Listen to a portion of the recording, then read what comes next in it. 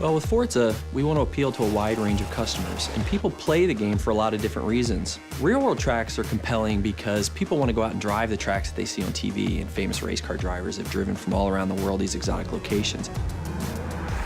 Hockenheim in particular was a great opportunity for us to get a track in Germany and have some balance across Europe.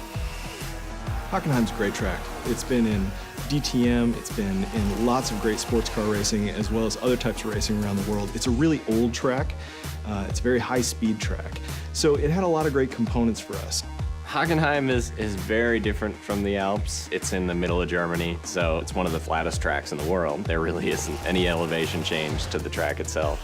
So it's just a very different experience. It's completely surrounded by trees, almost that sort of Black Forest feel, so that's something that we try to keep in mind as well. Last year, Turn 10 Studios traveled to Germany to capture the track to bring it to life in Forza Motorsport 4. First thing we wanted to do was drive around the track and get multiple perspectives of video for reference, and that really helps us get a good feeling for the track and help the other artists that weren't fortunate enough to come on the trip be able to get a real perspective of how things correlate to one another.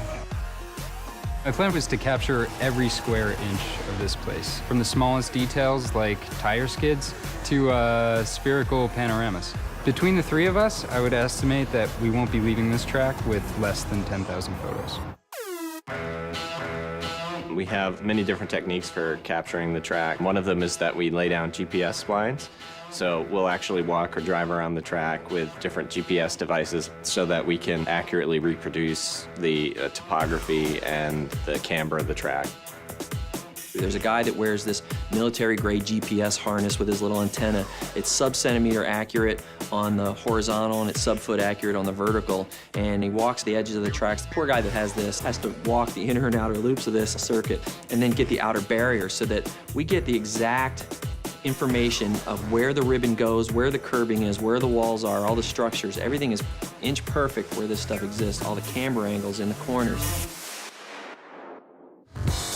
Generally, the process for creating a track tends to be the same for all tracks. There'll be slight differences between real-world and fictional tracks, but the first thing we say is, what is the feel for this track? What are we trying to impart to the player? When it comes to real-world tracks, we want to make them as accurate as possible. Hockenheim in particular, that comes down to the Mercedes grandstand. There's a grandstand there that's shaped like a giant C, and it dominates the entire track. It's almost like a monument to the area itself, so we've put a lot of detail into it. When you do look at it, it just has this sense of presence.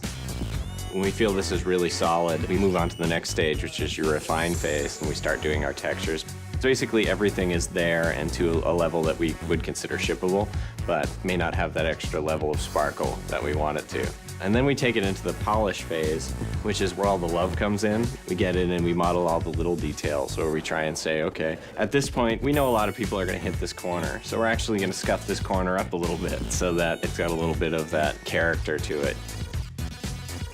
For the ultimate test, we'll bring in pro race drivers, guys like Gunnar Jeanette, who've actually raced on a lot of these tracks, to give us his feedback. Because it can be inch perfect, but he can be like, you know, I use this brake marker, this rubber strip, right before the curbing on this, and then I turn, and this seems like it's happening just a little bit late, or this bump isn't quite bad enough. This upsets my car when I go in over here.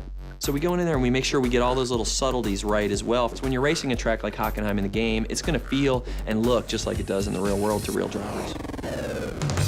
We've measured, we've filmed, and we've photographed. It's time to take all of that source material and bring it to life. Here it is in all its glory in Forza Motorsport 4, it's Hockenheim.